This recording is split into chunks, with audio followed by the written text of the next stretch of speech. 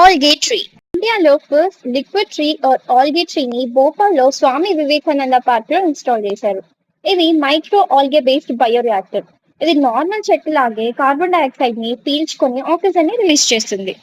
ఇంత చిన్నగా ఉండే ఈ లిక్విడ్ ట్రీ పెద్ద పెద్ద నార్మల్ చెట్లకు సమానంగా గాలిని ప్యూరిఫై చేస్తుంది అండ్ చాలా తక్కువ ప్లేస్ ని ఆక్రమించుకుంటుంది. దీన్ని మష్రూమ్ వరల్డ్ గ్రూప్ వాళ్ళు డెవలప్ చేశారు and government smart cities mission కింద దీన్ని ఇన్స్టాల్ చేశారు. ఇది 1.5 టన్స్ CO2 ని యాన్యువల్ గా అబ్జర్వ్ చేసుకోగలదని చెప్పారు అండ్ PM2.5 లెవెల్స్ ని కూడా తగ్గించగలదని కూడా చెప్పారు.